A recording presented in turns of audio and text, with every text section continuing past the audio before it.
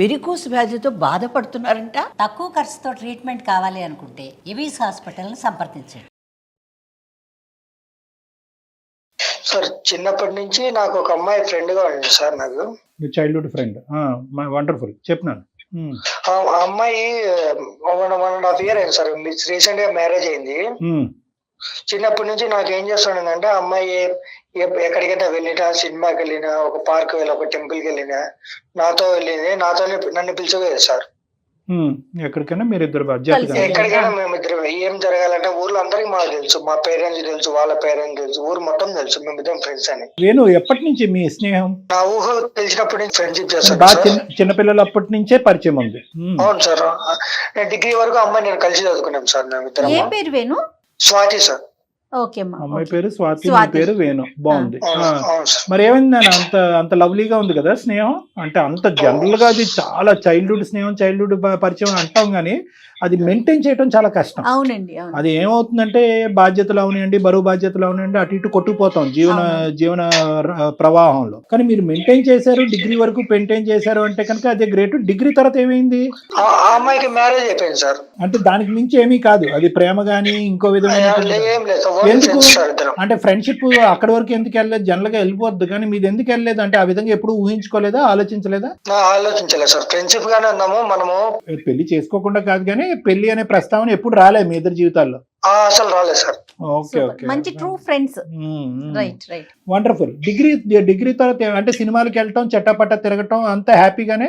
ఈ చుట్టుపక్కల వేరే స్నేహితులు అవనివ్వండి, కుటుంబ సభ్యులు కానీ దాన్ని వేరే విధంగా వర్ణించడం కానీ వేరే విధంగా చూడటం అనేది ఎప్పుడు జరగలేదు? ఎప్పుడు జరగలేదు సార్. వండర్ఫుల్. డిగ్రీ తర్వాత ఏమైంది? అమ్మాయికి మ్యారేజ్ అయింది సార్. అదే సంగతి. ఓకే. అవ్వాలిగా పెళ్లి, వయసు వస్తే ఆడపిల్లకి. తర్వాత అమ్మాయికి మ్యారేజ్ అయినప్పటి నుంచి ఇంకా నన్ను పట్టించుకోలేదు సార్. నన్ను దూరం పెట్టేసింది సార్. మరీ చెప్తా, అంత స్నేహం ఉండి పట్టించుకోకుండా ఎందుకు ఉంటది వేణు? ఇప్పుడు మ్యారేజ్ అయినాక అసలు నన్ను దూరం పెట్టారు. నాకు అసలు ఫోన్ చేయట్లేదు. ఏమన్నా మూవీకి వెళ్దామన్నా ఫోన్ చేయట్లేదు. కాదు, నాకు తెలియక అడుగుతాను. అంత ముందు ఏంటి ఎక్కడికి వెళ్ళినా ఉత్తరం రాసేదా నీకు? అంటే ఇద్దరు నాకు కాల్ చేసేది సార్, వెళ్దాము, రెడీ అయ్యి ఉండు అట్లా అని. మ్యారేజ్ అయినా నన్ను అసలు పట్టించుకోలేదు సార్. ఒక ఫ్రెండ్ గానే కూడా పట్టించుకోవట్లేదు. కానీ ఒకటి నాకు చెప్పు, ఇంతకు ముందు అన్ని చెప్పేది పోసుకొచ్చినట్టు, ఎక్కడికి వెళ్తున్నావు, ఏం చేస్తున్నావు అని చెప్పి. నువ్వు అడక్క ముందే చెప్పేదా, నువ్వు అడిగితే చెప్పేదా? నేను అడక్క ముందే చెప్పేది సార్. తను ఎక్కడికి వెళ్ళినా ఏమన్నా వాళ్ళ ఇంట్లో వాళ్ళకి కూడా చెప్పేది నేను వేణుతో వెళ్తాను అని. ఇప్పుడు నీ బాధ ఏంటి? ఇప్పుడు అడిగినా చెప్పట్లేదా? అవునా, నాకు అసలు ప్రిఫరెన్స్ ఇవ్వట్లేదు సార్. తను చెప్పటమే ప్రిఫరెన్సా? అదేంటా? సరే, అది ఒకటి. ఎక్కడికి వెళ్తున్నావు అని చెప్పట్లేదు. ఇంకా నువ్వేం పెళ్లి చేసుకోలే కదా? ఇంకా నేనేం చేసుకోలేదు సార్. ఆ అమ్మాయి భర్తతో బానే ఉందా? హ్యాపీ వాళ్ళిద్దరు? హ్యాపీనే సార్. చిన్నప్పటి నుంచి పరిచయము. ఓకే, ఆడపిల్లలకి సహజంగా పెళ్లి అయిన తర్వాత భర్తే ముఖ్యమైనటువంటి వ్యక్తిగా అతనితో పాటు కొట్టుకుపోతూ ఉంటారు ఆ జీవన దీంట్లో. నీ ప్రాబ్లం ఏంటి? సార్ నా ప్రాబ్లం ఏంటంటే చిన్నప్పటి నుంచి అని చెప్తా తిరుగుతా. అది మన రెస్టారెంట్ కి వెళ్ళి చెప్పలేదు, మన టెంపుల్ కి వెళ్ళి చెప్పలేదు. కనీసం ఒక మాట అయినా చెప్పాలి కదా వాళ్ళ ఫ్రెండ్ అని. అంటే చెప్పుకుంటూ పోతే కనుక మళ్ళీ వాళ్ళ భర్తతో ప్రాబ్లం రాదు ఆ అమ్మాయికి? సార్ అంటే నాకు ప్రిఫరెన్స్ ఇచ్చింది, కనీసం కొంచెం ఒక మాటనే చెప్పి వెళ్ళాలి కదా సార్. తను అసలు చెప్పకుండా తన ఇష్టప్రకారం నాకు కూడా నచ్చట్లేదు సార్. అది కాదు నేను నువ్వు మీరిద్దరు ఇంత జిగిరి దోస్తులు అనేటటువంటిది మీరు ఇంత ఇదిగా మాట్లాడుకున్నారు, భర్తకు తెలుసా? తెలుసు సార్. వాళ్ళ ఇంటికి కూడా వెళ్తాడా సార్. వాళ్ళ ఫ్రెండ్ అయిన వాళ్ళ భర్త కూడా నన్ను పరిచయం చేసింది. ఏది ఇప్పుడు గుడికి వెళ్ళినా, రెస్టారెంట్ కి వెళ్ళినా నీకు చెప్పాలి అనే అంశం కూడా వాళ్ళ భర్తకు తెలుసా? తెలియదు సార్. ఉంగ పెడతాడు. అలా కాదు, అది ఏదో ఇప్పుడు పరిస్థితులు బట్టి మనుషులు మారుతారు, ఆలోచనలు మారుతారు, రకరకాలు మారుతూ ఉంటాయి. నువ్వు ఎలాగ అడుగుతావు అది? పోనీ ఆ అమ్మాయి ఏమన్నా నిన్ను లేదండి నిన్ను ప్రేమించేశాను, మేమిద్దరం ప్రేమ లేఖలు పనిచేసుకున్నాము, ప్రేమ పరంగా మేము ఇంత ముందుకు వెళ్ళిపోయాము, ఇప్పుడు చీట్ చేసిందంటే అది వేరే విషయం. ఫ్రెండ్షిప్ లో ఉండవలసినటువంటి F for friendship, F for flexibility అని అంటూ ఉంటాను నేను. ఇప్పుడు అదే వేణుకి పెళ్లి అయింది అనుకుందాం, అప్పుడు తన ప్రయారిటీ కూడా కొంత మారింది. ఫ్యామిలీ వైపు షిఫ్ట్ అవ్వాలి కదా వేణు. ఎప్పుడు ఒకేలాగా ఎట్లా ఉంటారమ్మా? ఇది మారే బ్యాచ్ కాదులేండి. ఒకప్పుడు పెళ్ళైనా ఇది పెళ్ళైనా అటువైపు కాంట్రిబ్యూషన్ వస్తుంది. అదే ఎక్స్పెక్టేషన్ ఆడపిల్ల, ఇతని ఎక్స్పెక్టేషన్ రీచ్ కావాలని అంటాడు. అందుకని పెళ్లి అయిపోయి ఒక సంసారం అనేది ఏర్పడ్డాక మళ్ళీ ఇటువైపు అంటే మాట్లాడతారు కానీ పూర్తిగా ఇటు ఎట్లా ఉంటారండి? అంటే ఒకటి వేణు ఇక్కడ రెండు బాధలు. ఒకటి నీ బాధ, రెండోది ఏంటంటే పెళ్ళైనటువంటి ఆడపిల్ల ఆ అమ్మాయి ఉండేటటువంటి ఎంత ఎంత ఎంత రెస్పాన్సిబిలిటీ ఉంటుంది తెలుసా, మీరు ఏదో ఫ్రెండ్షిప్ లో తిరిగినటువంటి జల్సాగా తిరిగేటటువంటి పరిస్థితి కాదు. పెళ్లి కాకముందు ఒకటి, పెళ్ళైనాక ఒకటి కదా. ఒకటి. రెండోది ఏంటంటే కనుక భర్త నీకు ఎంత బాగా తెలిసినా భర్తతో పాటు ఆ అమ్మాయి ఉండేటటువంటి అనుబంధాన్ని కాపాడుకోవాలి అంటే కనుక భర్త తప్ప ఇంకో ప్రపంచం లేదు అన్నట్టుగా ఆ పరిస్థితిలో ఆ అమ్మాయి ప్రూవ్ చేసుకోవాలి. అత్తగారులు మామగారులు ఇంతమంది. సో ఫ్రెండ్షిప్ వరకు ఎవరిని యాక్సెప్ట్ చేస్తారు, కానీ ఈ డైలీ షో అనేటటువంటిది ప్రతిరోజు నీకు వార్తలు అందజేయాలి, అక్కడ జరిగేటటువంటి ప్రతి అంశాలని నీ వరకు, నీ చెవు వరకు చేర్చాలి అనేటటువంటి ఆస్పెక్ట్ కొద్దిగా అధికంగా ఆలోచిస్తున్నామేమో అని అనిపిస్తుంది. ఆమె జీవితంలోకి ఎక్కువగా చొరబడినట్టు అనిపిస్తుంది. ఇష్యూ వల్ల ఆ అమ్మాయి మ్యారేజ్ జీవితం డ్యామేజ్ అవుతే ప్రమాదం. వాళ్ళిద్దరు భార్యాభర్తలు, 1,00,000 సమస్యలు ఉంటాయి, ఆనందకరమైనటువంటి అంశాలు ఉంటాయి, అన్ని ఉంటాయి. వాళ్ళు పాలు పంచుకుంటా ఉంటారు. బహుశా నీకు కూడా చెప్తూ ఉంటారు మధ్య మధ్యలో, మా ఆయన ఇలాగా, మా ఆయన అలాగా అని చెప్పి. ఇదంతా సర్వసహజం. నువ్వు అది యాక్సెప్ట్ చేయాలి. నీ ప్రాబ్లం ఏంటి? వాళ్ళిద్దరు కలిసి ఉండటం ఇష్టమా కష్టమా? సార్ అది వాళ్ళిద్దరు ఉండేది ఇష్టమే సార్, కానీ నాకు ఇంత ముందు అంటే ఫ్రెండ్షిప్ ఉన్నప్పుడు నేను ఎక్కడికి వెళ్ళినా ఏం వెళ్ళినా మొత్తం చెప్పేది. ఇప్పుడు నాకు చెప్పుకొని ఎవరు లేరు కదా సార్. అదే ఇప్పుడు నీకు ఇప్పుడు ఒకటి పాయింట్, అది నువ్వు ముందుగానే ఎక్స్పెక్ట్ చేయాలి. ఎందుకంటే ఇంతకు ముందు వేరే లోకం, వేరే ప్రపంచం తెలియనప్పుడు చదువు, బెస్ట్ ఫ్రెండ్ నువ్వు అన్నట్టుగానే ఉండేది ఆ అమ్మాయి ప్రపంచం.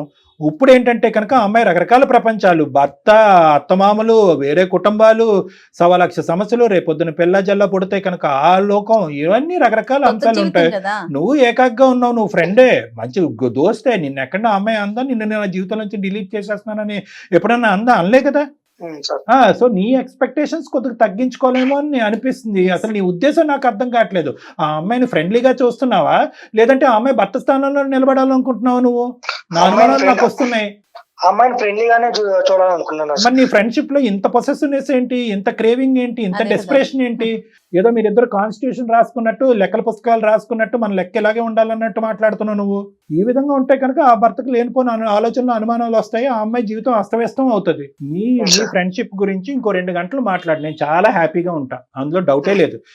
నీ ఫ్రెండ్షిప్ పక్కన పెట్టు, అటక మీద పెట్టు నీ స్నేహాన్ని. ఇప్పుడు అది కాదు నాకు ఇష్యూ. వాళ్ళ పెళ్లి పరిస్థితి ఏంటో నాకు చెప్పు. అంటే నాకు ఏం చెప్పకుండా చేశాను కాబట్టి నేను వాళ్ళిద్దరి మధ్యలో చిచ్చు పెట్టాను సార్. నేను చిచ్చు పెట్టాను, నువ్వు ఓపెన్ గా నువ్వే పదం వాడేస్తున్నావు. ఏం చేసావే, ఏం కనకరేం చేసావు? అంటే నాకు చెప్పకుండా ఇట్లా వెళ్ళింది, ఇట్లా తిరిగింది. వాళ్ళిద్దరు అట్లా ఉండడంలో నాకు నచ్చడం లేదు సార్ అసలు. అది ఓకే, ఏం చేసావు? ఇప్పుడు వాళ్ళిద్దరు కలిసి లేరా ఏంటి? నాకు అర్థం కావట్లేదు. ఒక విడాకులు తీసుకోవడానికి రెడీగా ఉన్నారు మేడం వాళ్ళిద్దరు. నువ్వు ఆనందంగా ఉన్నావు, నువ్వు పండగ చేసుకుంటావు దీపావళి. నీకేమైనా పెద్ద తేడా ఉందని అడుగుతుంది మేడం. నేను మేడం అడుగుతుంది, కానీ నాకు డౌట్ వచ్చింది. కానీ నేను అమ్మాయితో మాట్లాడకుండా నేను మాట్లాడలేను. ఇప్పుడు వాళ్ళిద్దరు విడాకులు తీసుకునే పరిస్థితి వరకు వచ్చింది అంటే కనుక ఇద్దరు కలిసి లేరా? వీళ్ళిద్దరు ఇట్లా విడిపోవడం కూడా చాలా హ్యాపీగా ఉంది. నీకు హ్యాపీగా ఉందా?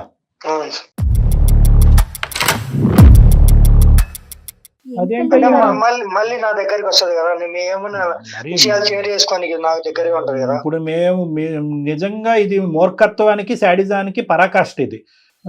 నిజంగా ఒక స్నేహితురాలు అంటే కనుక, ఒక స్నేహితుడన్నా స్నేహితురాలన్నా కూడా మనం సుఖపడాలి, వాళ్ళని సుఖపెట్టాలి, వాళ్ళకి ఏదన్నా కష్టానికి నష్టానికి మనం తోడుగా ఉండాలి అని అనుకోవాలి. ఒకప్పుడు వాళ్ళిద్దరు భార్యాభర్తల మధ్యన ఏమైనా సమస్య వస్తే కనుక నువ్వు చేదోడు వాదాడుగా వాళ్ళిద్దరి మధ్యన ఏమన్నా ఉండేటటువంటి అంశాన్ని సరిదిద్దే ప్రయత్నం చేయాలి. కానీ అబ్బా పెళ్లి చేసేసుకున్నారు, ఇప్పుడు విడిపోయారు, రేపొద్దున అమ్మాయి అంటే కనుక నువ్వు నిజంగా నీది స్నేహమా శాడిజమా అని మాకు డౌట్ వస్తుంది. ఖచ్చితంగా ఏమిది కాదు, నువ్వు పెద్దలకి అందరికి తెలిసే మాట్లాడుతున్నావు. ఈ ఫోన్ కాల్ నీ బుర్ర పనిచేస్తుందని డౌట్ వస్తుంది మాకు.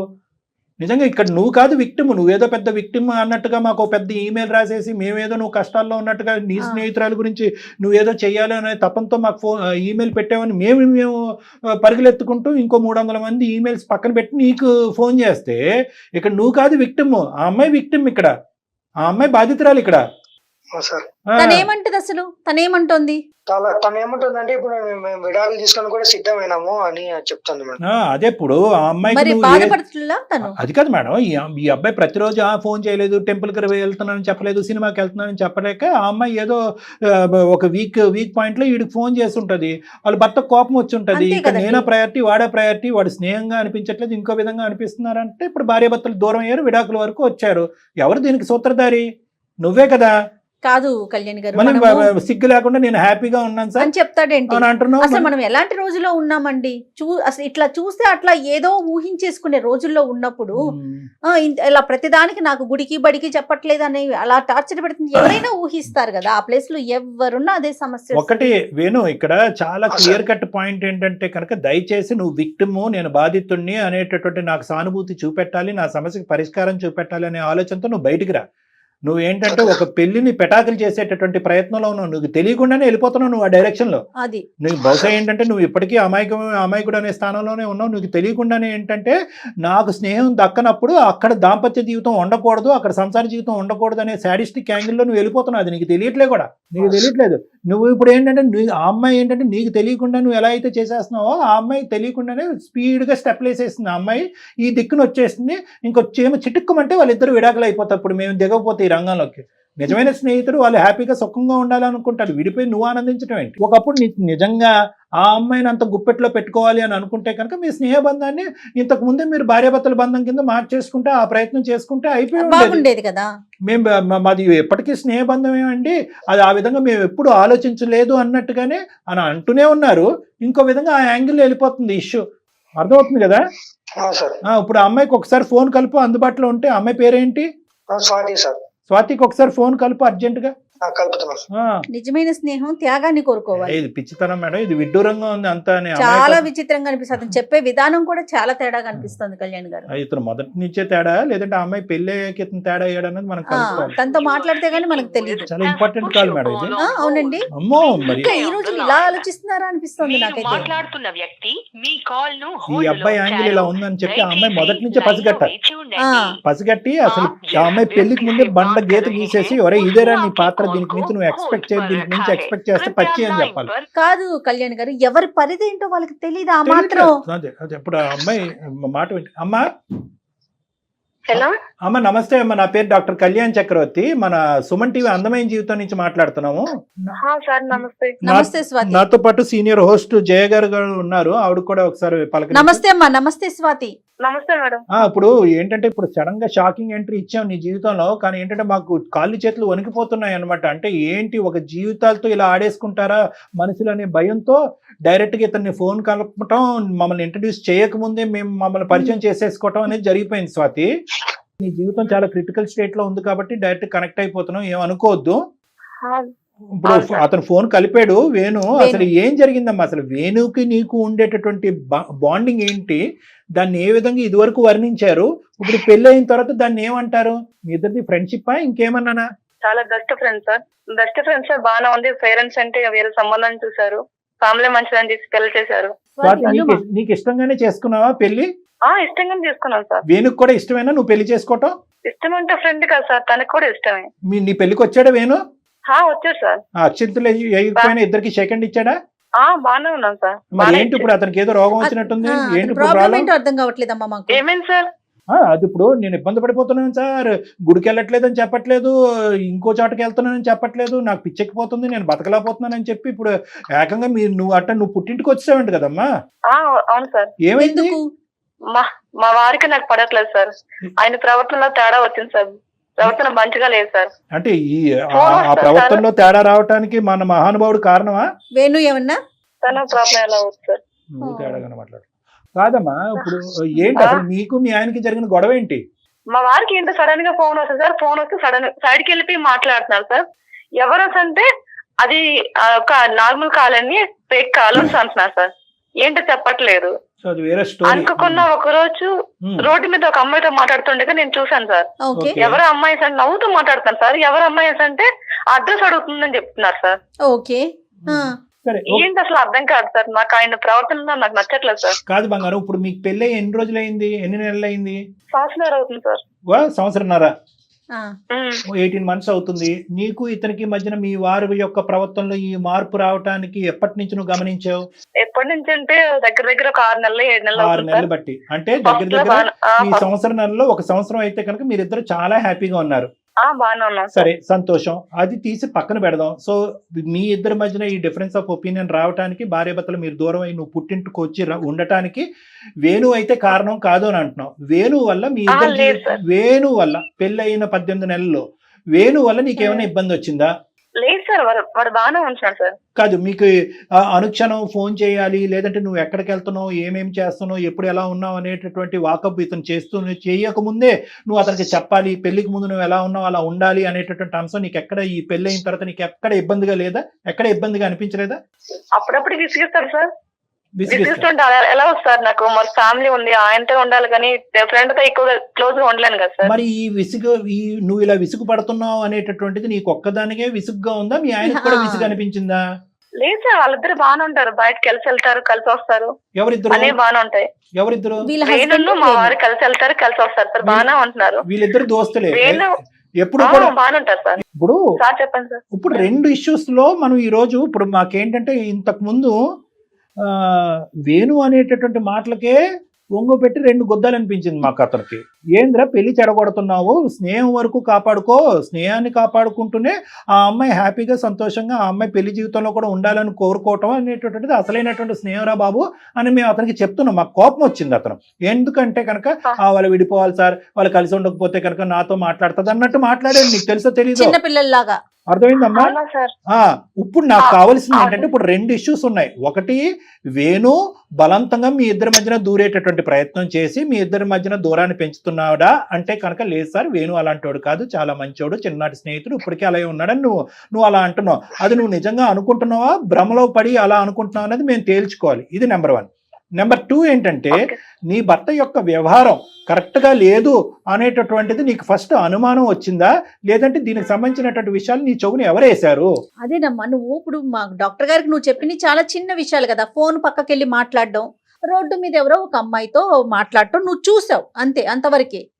ఇంకా నీకెవరు చెప్పారు? అంతే, నువ్వు విడిపోయేదాకా వెళ్ళావు అంటే ఇంకేంటి రీజన్స్ ఏంటి, నీకు ఎవరైనా చెప్పారా? నీ కళ్ళకు వేణు కనిపించినటువంటి చెప్పండి మేడం, వేణు చెప్పండి మేడం.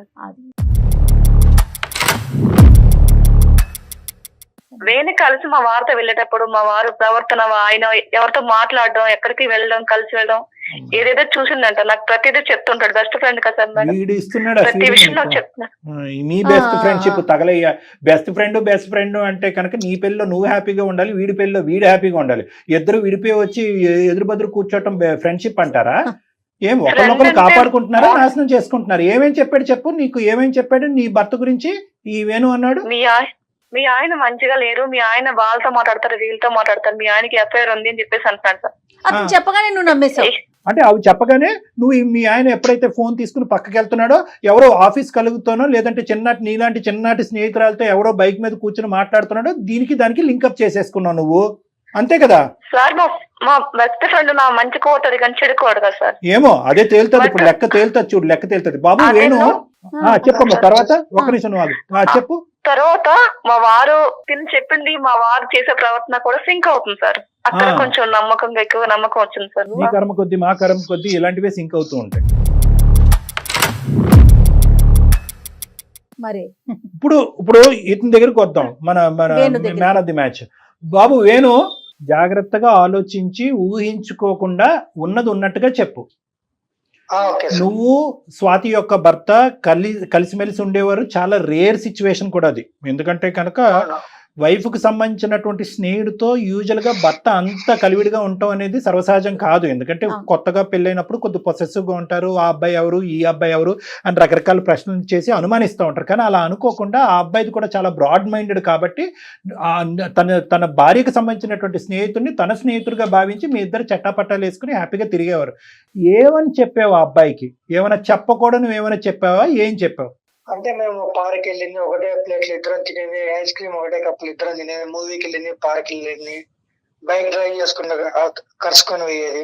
ఏది చిన్నప్పటి నుంచి మీ అనుభవాలన్నీ కూడా మహాభారతంలో చెప్పావు అబ్బాయికి? అవును సార్, చెప్పాను సార్.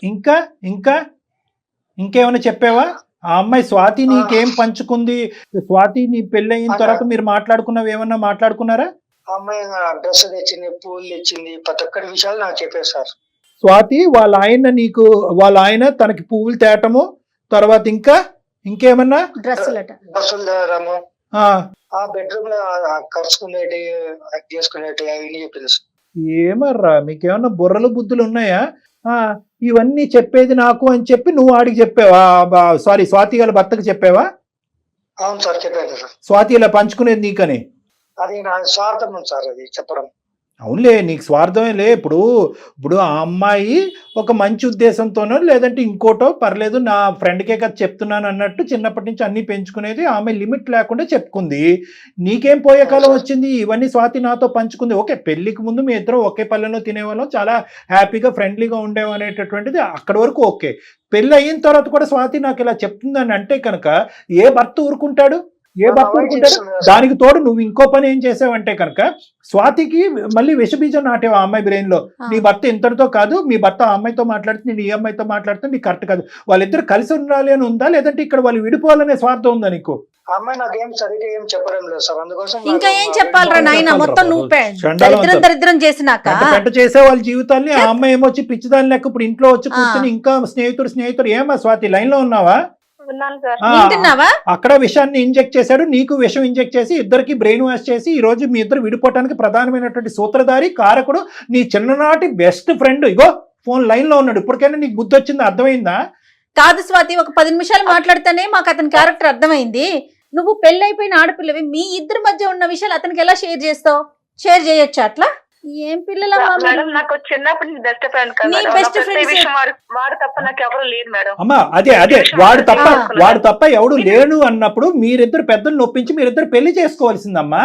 పెళ్లి ఫ్రెండ్ సార్, ఫ్రెండ్ అలా ఊహించుకోలేదు సార్. పోయింది ఆ గీత ఏదైతే ఉందో, స్నేహానికి మధ్యన ఉండేటటువంటి ఆ చక్కటి గీత ఏదైతే ఉందో ఆ గీత ఎప్పుడు పోయిందమ్మా మీ ఇద్దరి మధ్యన? కళ్యాణి గారు ఇద్దరు విచిత్రంగా మాట్లాడుతున్నారు. ఇద్దరు మేము ఫ్రెండ్స్ అంటారు. మళ్ళీ ఎలాంటి విషయాలు షేర్ చేసుకోవాలి? ఇప్పటి వరకు అతనికి బుద్ధి చెప్పాలి అని అనుకున్నావు, ఇక నీకు కూడా బుద్ధి చెప్పాలేమో అనిపిస్తుంది.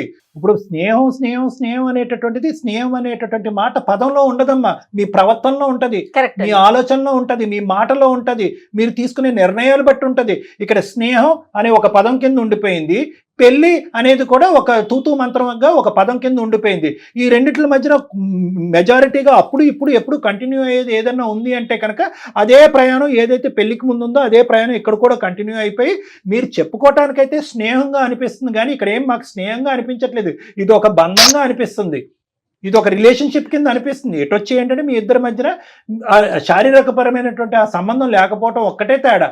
నిజంగా మీ ఇద్దరు అంత ఇదిగా ఒకరినొకరు వదిలి ఉండలేనటువంటి పరిస్థితి ఉంటే కనుక పెద్దలు నొప్పించి పెళ్లి చేసేసుకో ఉండవలసింది. స్నేహం ఉండేది, రిలేషన్షిప్ ఉండేది, అందరికీ హ్యాపీగా ఉండేది. ఎందుకు అతన్ని బక్రా చేసి అతన్ని ఇప్పుడు పిచ్చోడిని చేస్తున్నారు మీరిద్దరు? అతను పిచ్చోడు అయ్యాడు కదా ఇక్కడ. అమ్మా లేదు సార్, మేము అలా అనుకోలేదు సార్. మేము చిన్నప్పటి నుంచి కలిసి పెరిగాం కదా సార్. మరి ఎవరిని పిచ్చోళ్ళు చేస్తారమ్మా? కాదు బా, ఎవరిని పిచ్చోళ్ళు చేస్తున్నారు ఇక్కడ? ఎవరిని అమాయకులు చేస్తున్నారు ఇక్కడ? ఏంటయ్యా సార్? అది మా పెద్దవాళ్ళు చెప్పినారు సార్, మేము బతికినా సచ్చినా ఫ్రెండ్ లాగే ఉన్నామని చెప్పినాం సార్. అవును, అది మీ పెద్దవాళ్ళకి మీరు అది ప్రామిస్ చేసేసి బ్యాక్గ్రౌండ్ నుంచి మీరు చేసేటటువంటి రాద్ధాంతం ఏంటి చెప్పి ఇక్కడ మీరు ఎటువంటి కార్యక్రమాలు నడిపిస్తున్నారు ఇక్కడ బ్యాక్గ్రౌండ్ లో? ఇప్పుడు ఆ అమ్మాయి కూడా ఒక పెద్ద ఉద్దేశంతో వచ్చేసింది. ఆ మనిషికి ఏమొచ్చి వేరే అలవాట్లు ఉన్నాయి, వేరే ప్రవర్తనలు ఉన్నాయి అన్నట్టుగా అతని మీద ఒక ముద్ర వేసేసి నిజానంగా బయట జారుకుంది. నువ్వేంటంటే వాళ్ళిద్దరు కలిసి ఇష్టం లేకుండా ఉండటం గురించి ఈ అమ్మాయికి లేనిపోనివి చెప్పేసా. అతనికి ఏమొచ్చి అరే బాబు నువ్వు జాగ్రత్తగా ఆలోచించుకొని నీకు వచ్చేటటువంటి భార్య కరెక్ట్ అయిందా కాదా, పెళ్లికి ముందు ఇంత పంచుకున్నావు, పెళ్లి అయిన తర్వాత అంత పంచుకుంటున్నావు అన్నట్టుగా అతనికి చెప్పేసి అతని మైండ్లో ఇంకా భయంకరం. ఎందుకంటే అతను కళ్ళారా చూస్తున్నాడు. ఇప్పుడు అది కడగటానికి కూడా అవ్వదు. ఆ అబ్బాయికి కౌన్సిలింగ్ ఇచ్చి భర్తను కౌన్సిలింగ్ ఇచ్చి అరే బాబు అది కాదు, ఇదేదో పిచ్చోడు లెక్క చేశాడు అనేది కాదు. ఎందుకంటే అతను కల్లారా మీ స్నేహం ఏంటో అన్నది చూస్తున్నాడు, అతను కల్లారా చెవులారా వింటున్నాడు. అతని భార్య నీతో పాటు కంటిన్యూస్ గా కమ్యూనికేషన్ లో ఉండటం అనేది కూడా చూస్తున్నాడు. ఇంకా అతని మైండ్ లో చాలా బలమైనటువంటి బీజం పడిపోయింది, నాటుకుపోయింది. ఏంటి అసలు మీ ఇద్దరు ఉద్దేశం ఏంటి నాకు అర్థం కావట్లేదు. సార్ ఇదంతటి కారణం వేణు సార్, నాకు ఇంతవరకు తెలియలేదు సార్. అమ్మ మరి తెలీదు అనేటటువంటి వేణు ఇప్పటికి కూడా మేము ఇంత ఘాటైనటువంటి నిజాలు చెప్పినా కూడా వేణు మంచోడు దేవుడు కదమ్మా. లేదు సార్, నాకు అసలు అంతగా నాకేం తెలియలేదు. ఇప్పుడు అంటే బెస్ట్ ఫ్రెండ్ కదా నమ్మాను సార్. ఇంత మోసం చెప్తారు అసలు అనుకోలేదు సార్. ఏమని నేను చేశాను నీకు అసలు నాకు అర్థం కావట్లేదు. ఇంత మంచి భర్త నేను కోల్పోయాను. ఇప్పటికైనా ఆలోచిస్తోంది. అమ్మాయికి ఇప్పటి వరకు తెలియదు కళ్యాణ్ గారు, మన దగ్గర రివీల్ అయ్యే వరకు కూడా అమ్మాయికి తెలియదు విషయం. ఇప్పుడు నీకు తెలియనటువంటి అంశాలు ఇప్పుడు 2 నిజాలు తెలిసినాయి అమ్మా. స్నేహం అనేటటువంటి ముసుగులో మీ ఇద్దరు జీవితాన్ని విచ్ఛిన్నం చేసేసాడు వేణు ఇక్కడ. హలో 10 సార్లు హలో నీకు చెప్పు. ఇది వరకు ఉన్నట్టు నాకు ఉండట్లేదు సార్. నీ ఉండటం అలా ఎలా అవుద్ది సార్? అలా ఎలా అవుద్ది? అది నీదే తప్పు. బెస్ట్ ఫ్రెండ్ తో ఉండలేను సార్ నేను. అమ్మా అదే నువ్వేంటంటే నాకు నువ్వు వస్తున్నాడు అమ్మా నాకు. ఇందాక నేను నీతో ఫోన్ కలపక ముందే జయ గారికి ఒక మాట చెప్పాను. స్నేహమే ఒక భార్యాభర్తల రిలేషన్షిప్పే. నువ్వేంటంటే ఈ మనిషికి అలవాటు చేసావు. ఏంటి అలవాటు చేసావంటే కనుక పెళ్లికి ముందు నేను ఎలా ఉన్నానో పెళ్లి అయిన తర్వాత కూడా నీకు అలాగే ఉంటాను, అన్ని పంచుకుంటానని చెప్పి ఏవైతే ఒక ఆడపిల్ల పెళ్ళైనటువంటి ఆడపిల్ల వేరే భార్య స్థానంలో నిలబడినటువంటి ఒక ఆడపిల్ల పంచుకోకూడదు అన్ని కూడా నువ్వు పంచేసుకున్నావు. ఎందుకమ్మా? నీకెవరు ఇచ్చారు హక్కు? నీ చదువు, మీ తల్లిదండ్రులు ఆ మాత్రం ఇంగితం నీకు నేర్పలేదా? స్నేహానికి బంధానికి మధ్యన ఉండేటటువంటి తేడా గీత, ఆ బెడ్రూమ్ సంబంధించినటువంటి పూలు తెచ్చేటటువంటి విషయం వీడికి చెప్తావా? ఫ్రెండ్ కి ఇలాంటి వాడు వీడు ఫ్రెండా, శాడిస్టా, పిచ్చోడా, ఎవరు? లేదంటే తాగి మాట్లాడుతున్నాడా? తాగాడా లేదంటే డ్రగ్స్ ఏమైనా వాడాడా? చిన్నప్పటి నుంచి మనం కలిసి ఉన్నాం కదా స్వాతి. అయితే నీకు ప్రతిదీ నీకు చెప్పాలని రూల్ ఏమైనా ఉందా? కాదు చిన్నప్పటి నుంచి కాదు నువ్వేమన్నా తెలుసు కదా, చిన్నప్పటి పెళ్లికి నుంచి ముందు తెలుసు ఎలా కదా. ఉన్నానో కాదు, పెళ్లి అయిన తర్వాత నీకు ఇలా ఉండలేను నేను. అవును, నాకంటూ భర్త, నాకంటూ ఫ్యామిలీ ఉంది. అవును, నువ్వు చిన్నప్పటి నుంచి కలిసి ఉన్నావు, నువ్వు ప్రతి ఒక్కటి నాకు చెప్పాలి కదా. నువ్వు చెప్పకుండా ఎట్లా ఉంటావు? నాకు ఇంకొకటి రాగానే నన్ను వదిలేస్తావా? ఇంకొకటి రాగానే నన్ను నీకు వదిలేస్తావా? ఎందుకు చెప్పాలి? ఇంకొకటి రాగానే నన్ను వదిలేస్తావా? నువ్వు ఫ్రెండ్ రా, నువ్వు ఫ్రెండ్, ఆయన భర్త, ఆయన నీకు లింక్ పెడతావేంటి? అమ్మ నీ ఫ్రెండ్ బాగా బెండ్ చేయాలి కానీ ఒక్క నిమిషం అమ్మ వినమ్మా. అమ్మ వాడి మాట తీరు, వాడి పద్ధతి, వాడంతా కూడా ఏంటంటే ఏదో పెద్ద ఎజెండాతో ఒక శాడిజంతో ఇతను వ్యవహరిస్తున్నాడు. ఇక్కడ చాలా ప్రమాదకరమైనటువంటి స్థితిలో నీ జీవితం, నీ కుటుంబం యొక్క పరిస్థితి ఉంది.